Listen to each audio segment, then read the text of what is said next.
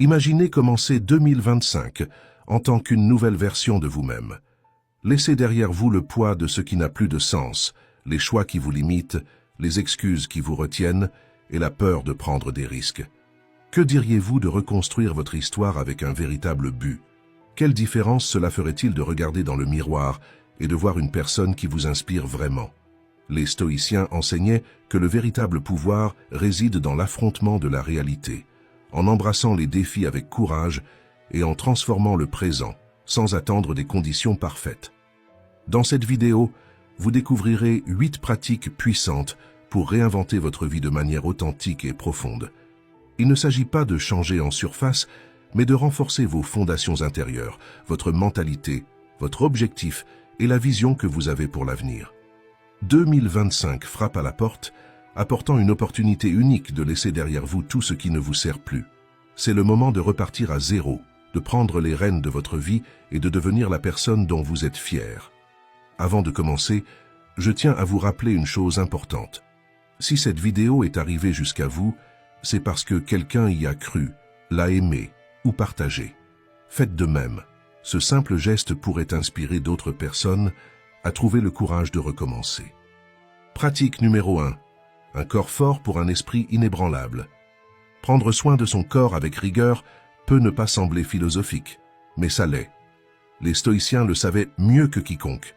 Pour eux, la force physique et mentale étaient des sœurs inséparables. Ce n'était pas une question de vanité ou d'ego, mais de se préparer à affronter la vie. Avez-vous déjà remarqué que l'image que nous avons souvent d'un philosophe est complètement erronée? Ce n'étaient pas des figures sédentaires, perdues dans des livres. Socrate était soldat et résistait au froid mieux que quiconque. Cléante était boxeur. Marc Aurèle s'entraînait durement et chassait. Et Sénèque commençait l'année par des bains dans des eaux glacées pour discipliner corps et esprit. Ils étaient actifs, résilients, et comprenaient que l'effort physique forge quelque chose de bien plus profond, l'âme. Aujourd'hui, l'entraînement physique est devenu synonyme de projet plage ou de publication sur les réseaux sociaux pour prouver quelque chose aux autres. Mais pour les stoïciens, il s'agissait de prouver quelque chose à eux-mêmes. Comme le disait Sénèque, nous traitons le corps avec rigueur pour qu'il ne devienne pas désobéissant envers l'esprit. Ils savaient que défier le corps revenait à bâtir une résistance émotionnelle. Chaque goutte de sueur était un cri silencieux. Je contrôle mon corps, et non l'inverse. Choisir de bouger, que ce soit par une marche, un entraînement à la salle de sport ou une course improvisée, c'est bien plus que de la santé. C'est entraîner ce muscle mental, celui qui affirme « Je tiens mes promesses, je surmonte la paresse, je suis plus fort que l'inertie ». Soyons honnêtes, le corps ne veut presque jamais. L'esprit trouve 1000 excuses. Pas aujourd'hui, il fait froid, je suis fatigué. Mais quand vous vous forcez à agir, quelque chose de magique se produit. Vous gagnez en énergie. Et cette énergie transforme votre journée. Elle vous permet d'affronter les problèmes avec plus de clarté, plus de force et plus de courage. L'effort physique ne concerne pas seulement l'esthétique ou la santé. Il vous enseigne que vous êtes capable de dépasser ce que vous imaginez. Il est un rappel concret que l'inconfort est temporaire, mais que l'impact de le surmonter dure pour toujours. Alors, en réfléchissant à vos objectifs, posez-vous cette question. Qu'est-ce que je peux faire pour me renforcer intérieurement tout en sculptant mon extérieur? Chaque défi physique que vous relevez est un pas vers la construction non seulement d'un corps plus fort, mais aussi d'un esprit qui ne plie pas face aux difficultés. L'entraînement physique va bien au-delà de la sueur. C'est une question de transformation. C'est qui vous devenez à chaque fois que vous vous relevez, même quand vous n'en avez pas envie. Pratique numéro 2. La compétence qui peut changer votre vie, la concentration. Imaginez tout ce que vous pourriez accomplir si votre esprit n'était pas constamment tiré dans toutes les directions. Si vous pouviez, ne serait-ce que quelques instants, être pleinement présent. Cela semble simple, mais la vérité est que nous vivons dans un monde qui fait tout pour voler notre attention. La concentration, cette compétence si essentielle, est en train de disparaître. Non pas parce que nous n'en sommes pas capables, mais parce que nous sommes entourés de distractions, externes et internes. Ce ne sont pas seulement les notifications, WhatsApp ou les bruits de la vie moderne. Ce sont aussi les inquiétudes, la peur de l'échec et même les attentes que nous plaçons sur nous-mêmes. Marc Aurèle, l'un des plus grands penseurs stoïciens, écrivait à ce sujet il y a des siècles. Il faisait face à des distractions, même sans téléphone ou réseaux sociaux, et disait que le secret pour bien vivre résidait dans se concentrer à chaque instant comme un Romain. Cela va au-delà du simple fait de se focaliser. C'est diriger son énergie vers ce qui compte vraiment, avec un but et une intensité. Ce n'est pas facile. Notre monde actuel semble conçu pour nous distraire. Cal Newport, auteur de Deep Work, travailler avec concentration, explique que la concentration profonde est en voie de disparition, emportant avec elle ces moments où nous accomplissons quelque chose de réellement significatif. Il nous rappelle que les plus grandes réalisations humaines ne naissent pas du multitâche, mais de périodes de concentration ininterrompues. Et si vous pensez ne pas en être capable, souvenez-vous de Sénèque. Il écrivait dans une maison pleine de bruit, avec le chaos de Rome autour de lui. Pourtant, il entraînait son esprit à ignorer tout cela et à rester ferme. Il disait « Tant que mon esprit reste calme, aucun bruit ne peut me perturber. » Cela ne signifie pas qu'il n'éprouvait pas de difficultés. Cela signifie qu'il avait décidé de faire de la concentration une pratique quotidienne, car c'est ce qu'est vraiment le focus, un entraînement. Et comme tout entraînement, il commence petit mais grandit avec la persévérance. Vous n'avez pas besoin d'être parfait. Vous n'avez pas besoin de réussir à chaque fois. Mais vous pouvez commencer aujourd'hui. Choisissez une chose, une seule, et consacrez-lui votre attention. Peut-être que cela signifie éteindre votre téléphone pendant 1 heure, peut-être écouter quelqu'un sans penser à ce que vous allez répondre, peut-être terminer une tâche simple sans vous interrompre. Marc Aurèle nous rappelle que le présent est tout ce que nous avons. S'il y a une compétence digne d'être cultivée cette année, c'est celle d'être là où vous êtes. Parce que, lorsque vous apprenez à vous concentrer, ce n'est pas seulement votre travail qui s'améliore, c'est votre vie. Et je veux vous proposer un petit défi pour commencer dès maintenant. Abonnez-vous à la chaîne, aimez cette vidéo et commentez maintenant, avec la date d'aujourd'hui. Ce sera votre point de départ. À partir de maintenant, vous allez entraîner votre esprit à être ici et maintenant, à vous concentrer sur ce qui compte vraiment. Parce qu'au final, ce qui fait la différence, ce ne sont pas les distractions. C'est ce que nous choisissons de construire instant après instant. Pratique numéro 3. Trouver un mentor. Marc Aurèle, en plus d'être philosophe, était un soldat qui a mené l'armée romaine à travers des guerres. Dans Penser pour moi-même, il a écrit une phrase qui résonne profondément. Comme un soldat escaladant un mur, vous avez une mission à accomplir. Si vous êtes blessé, vous aurez besoin d'un camarade pour vous relever. Ces mots n'auraient pas pu être plus justes. Demander de l'aide n'est pas une faiblesse, c'est une preuve d'humanité. C'est reconnaître qu'à certains moments, se battre seul ne suffit pas. C'est comprendre qu'aucune bataille importante ne se gagne sans alliés. Mais voici le problème. Lorsqu'il s'agit de notre propre vie, pourquoi hésitons-nous tant à demander de l'aide? Comme si nous avions honte d'admettre que nous ne savons pas tout, que nous n'avons pas toutes les réponses. Nous nous isolons, faisons semblant que tout va bien, et continuons à accumuler du poids sur nos épaules, comme si porter tout seul était un symbole de force. Ce n'est pas le cas. Demander de l'aide est en réalité un acte de courage. Et savez-vous pourquoi? Parce qu'il est plus facile de se cacher derrière l'orgueil que de faire face à la vulnérabilité. Il est plus simple de rester dans la souffrance que d'admettre que nous avons besoin de quelqu'un pour nous montrer le chemin. Charlie Mackesy a écrit quelque chose de puissant dans L'Enfant, la taupe, le renard et le cheval. Demander de l'aide n'est pas abandonner, c'est refuser de renoncer. Et il a raison. Chercher du soutien auprès d'un ami, d'un mentor, d'un livre ou même d'un thérapeute ne signifie pas que vous avez échoué. Cela signifie que vous tenez suffisamment à vous-même pour ne pas vouloir rester immobile. La vie n'est pas un champ de bataille où vous devez vous battre seul.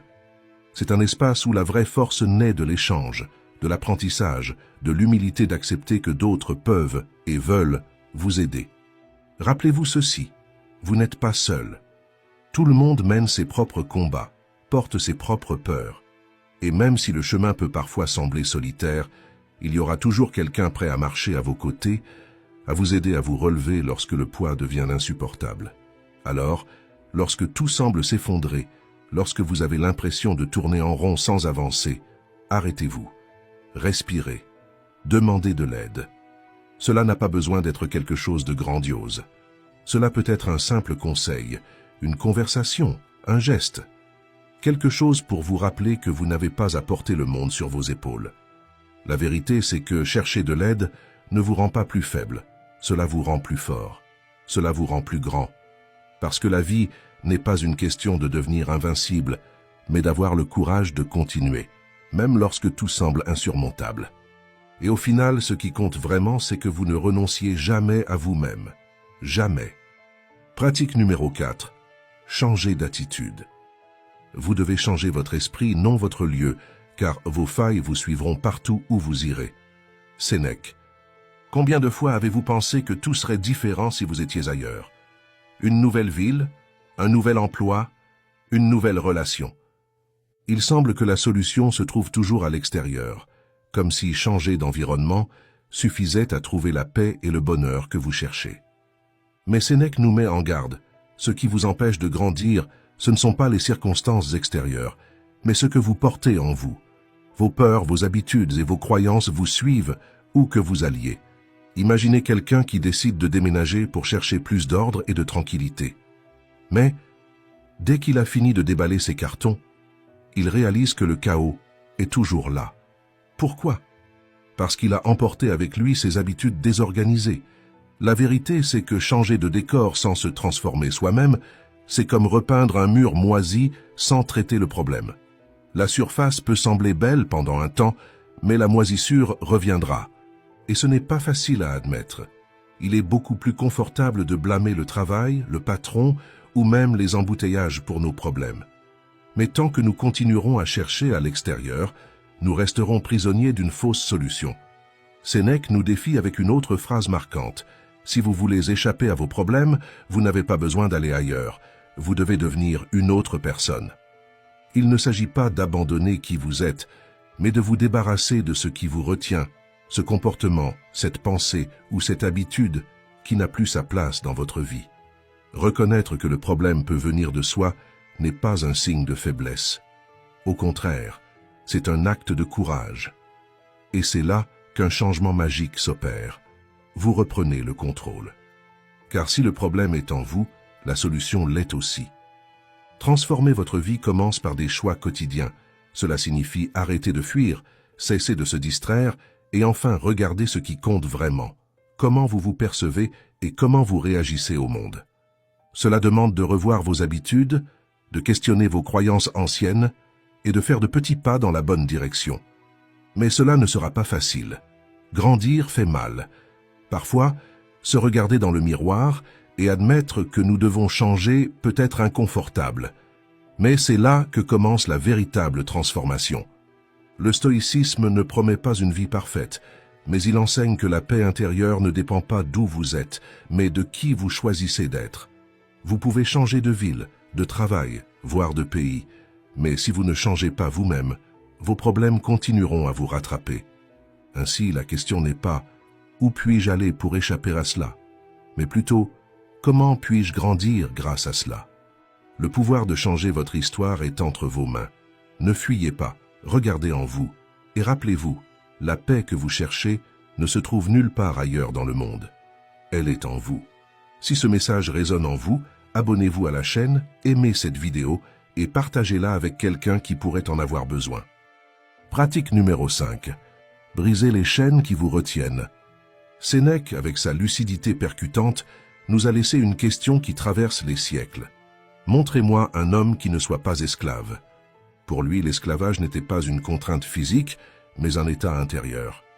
Peu importe qui vous êtes, combien de titres vous avez ou ce que vous possédez, nous portons tous des chaînes invisibles. Et ces chaînes ne viennent pas de l'extérieur. Elles sont dans nos habitudes, nos désirs et les dépendances que nous créons. Sénèque disait « L'un est esclave du plaisir, un autre de l'argent, un autre encore de l'ambition. » Ce qui est effrayant, c'est que souvent, nous ne réalisons même pas combien ces choses ont de pouvoir sur nous. Regardez votre vie maintenant. Qu'est-ce qui vous contrôle? Est-ce ce café dont vous avez besoin pour fonctionner? Cette cigarette qui semble alléger le poids des journées? Ce téléphone que vous ne pouvez pas poser? Ou peut-être ce jeu auquel vous croyez un jour qu'il vous rendra riche? Si quelque chose occupe constamment votre esprit, Si vous sentez que vous ne pouvez pas vivre sans, alors vous en êtes l'esclave. Et voici la vérité. Ce n'est pas l'habitude elle-même qui détruit votre liberté, mais la place qu'elle prend en vous. Cette obsession, ce besoin incessant, c'est ce qui vous vole votre paix. Certains vices peuvent être abandonnés complètement. D'autres essaieront de revenir sous une forme différente. Peut-être connaissez-vous quelqu'un qui a laissé un vice pour en adopter aussitôt un autre, comblant le même vide. Ce n'est pas la liberté, c'est simplement échanger une prison pour une autre. Les stoïciens le savaient. Pour eux, la véritable liberté naît lorsque vous pouvez regarder ces chaînes, les reconnaître et dire « je n'en ai pas besoin ». Car tant que quelque chose vous domine, même si c'est petit ou socialement accepté, vous ne serez jamais vraiment libre. Voici le défi. Cette année, cessez d'accepter ce qui vous retient. Pas besoin d'un grand discours ou d'un plan compliqué. Commencez petit, faites un pas. Chaque vice que vous laissez derrière vous est un espace que vous ouvrez pour quelque chose de plus grand. La vie commence à changer lorsque vous décidez de ne plus être esclave. Choisissez votre liberté, choisissez votre grandeur et commencez aujourd'hui. Pratique numéro 6. Arrêtez de chercher la perfection et adoptez le progrès. Le perfectionnisme n'est pas le trophée que vous imaginez. C'est un piège insidieux, déguisé en effort et en excellence, mais qui vous paralyse et épuise votre énergie. Martha Graham, l'une des plus grandes chorégraphes du XXe siècle, en a fait l'expérience. Pendant l'hiver, elle a passé des mois à créer une série de danses. Mais, à la fin, tout ce qu'elle voyait, c'était des défauts. Alors que les autres louèrent son travail, Martha se reprochait ses imperfections. « J'ai gâché mon année », confia-t-elle. Peut-être que vous aussi, vous vous êtes déjà senti ainsi. Travaillant sans relâche, mais jamais satisfait du résultat. C'est là le poids du perfectionnisme. Il vole la joie de créer et vous empêche d'avancer. Winston Churchill avait raison de dire « Le perfectionnisme n'est qu'une autre forme de paralysie ». Car au fond, ce n'est pas une quête pour être meilleur. C'est une peur. Peur d'échouer, peur de ne pas être accepté, peur de montrer que vous êtes humain. Les stoïciens en étaient conscients. Ils ne cherchèrent pas à être parfaits. Ils valorisaient le progrès. Épictète nous rappelle « Est-il possible d'éviter les erreurs ? Non, mais il est possible de travailler à les minimiser. » Il ne s'agit pas d'être irréprochable, mais d'être constant. C'est une question de grandir, même lorsque c'est difficile. Le perfectionnisme n'est pas un signe de dévouement. C'est souvent une forme d'ego déguisé, un désir de paraître impeccable aux yeux des autres. Mais le monde n'a pas besoin de perfection, il a besoin d'authenticité. Et cela ne peut arriver que lorsque vous acceptez que votre travail, vos actions et même vous-même n'avez pas besoin d'être parfait pour avoir de la valeur. La magie se produit lorsque vous livrez quelque chose, même imparfait. C'est lorsque vous décidez que suffisamment bon vaut mieux que rien. Car le progrès ne vient qu'à ceux qui ont le courage de terminer, de recommencer et d'apprendre tout au long du processus. Accepter que nous ne serons jamais parfaits, ce n'est pas abandonner, c'est se libérer. C'est créer de l'espace pour grandir sans la pression d'être irréprochable. C'est arrêter de repousser, arrêter d'attendre le moment parfait et agir avec ce que vous avez maintenant. Alors, cessez de vous en demander autant. Terminez ce que vous avez commencé, même si ce n'est pas parfait. Accueillez vos défauts, car ce sont eux qui font de vous un être humain. Et si vous connaissez quelqu'un pris dans ce cercle vicieux du perfectionnisme, partagez-lui ce message. Parfois, tout ce dont nous avons besoin, c'est d'un rappel. Ce n'est pas la perfection qui change le monde. C'est le courage d'aller de l'avant. Pratique numéro 7. Arrêtez de procrastiner et commencez maintenant. Combien de fois vous êtes-vous promis de commencer quelque chose sans jamais le faire? Épictète avait raison lorsqu'il demandait « Combien de temps encore attendrez-vous pour exiger le meilleur de vous-même » Vous savez ce que vous devez faire. C'est là, juste devant vous. Mais au lieu d'agir, vous vous accrochez à des excuses. Quand j'aurai le temps, quand la vie sera plus calme, quand les conditions seront parfaites. Mais savez-vous quoi? Ces conditions n'arriveront jamais. Ce moment parfait n'existe pas. La procrastination est un voleur silencieux. Elle vous vole votre temps, vos opportunités et au final votre propre confiance. Sénèque disait que les insensés se préparent toujours à vivre, mais ne vivent jamais. Et c'est exactement ce qui se passe quand vous remettez à plus tard. Vous échangez la possibilité d'un avenir meilleur contre une fausse sensation de confort dans le présent. Vous devez décider une fois pour toutes si vous voulez continuer à vivre ainsi ou si vous allez changer, parce que personne ne le fera à votre place. Personne ne sortira vos rêves du tiroir, personne ne vous poussera dans la bonne direction, seul vous pouvez faire le premier pas. Et la vérité? Commencer n'est pas une question de préparation, mais d'en avoir assez d'attendre.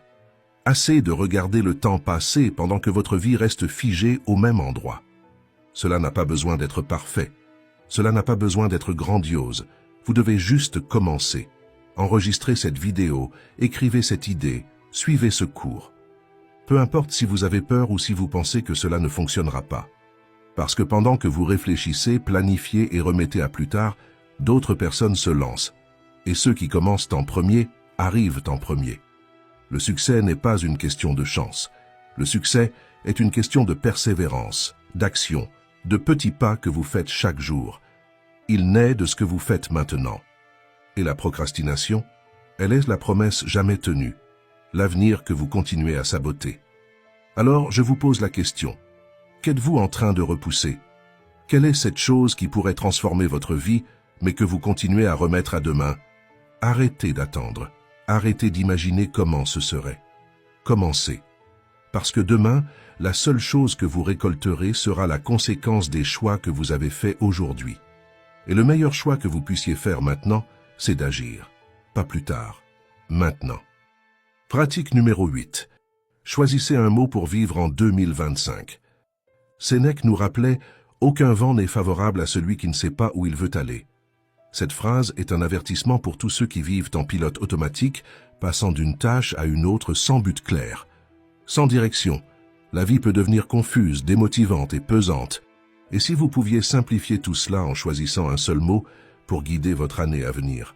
Ce n'est pas qu'un exercice symbolique, c'est une méthode pratique pour aligner vos choix, vos actions et vos pensées avec ce qui compte réellement pour vous. C'est comme porter une boussole intérieure qui vous aide à naviguer, même dans les moments difficiles. Prenons une situation familière. Lorsque vous êtes perdu en voiture ou à pied, que faites-vous?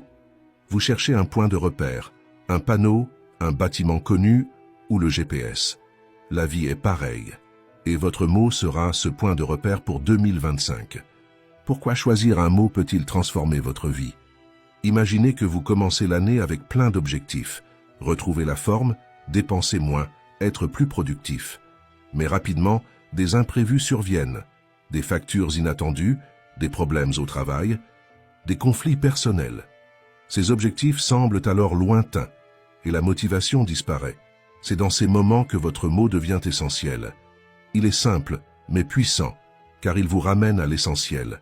Par exemple, si votre mot est « équilibre », vous vous rappellerez de prendre soin de votre santé sans négliger votre vie sociale, et de prioriser le repos sans sacrifier votre travail.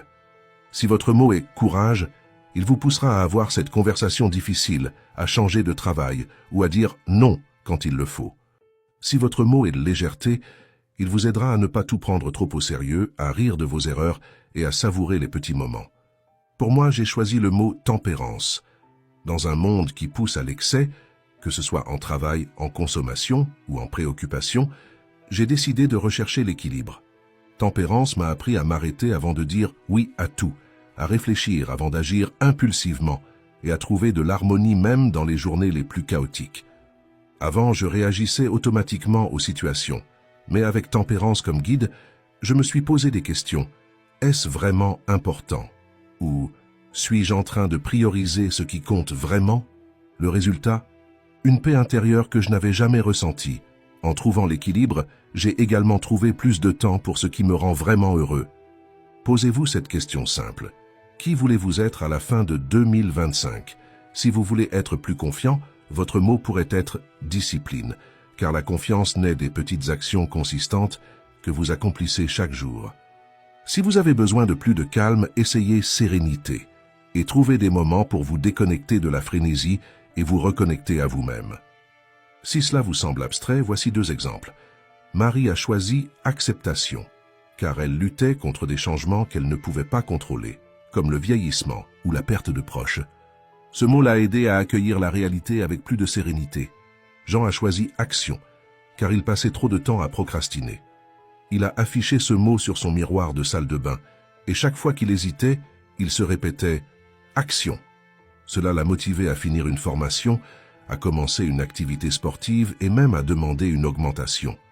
Écrivez-le sur un post-it et collez-le sur votre réfrigérateur. Définissez-le comme fond d'écran sur votre téléphone ou utilisez-le comme mot de passe pour votre ordinateur. L'essentiel est qu'il soit toujours visible, afin que, dans les moments de doute ou de distraction, vous reveniez à votre intention.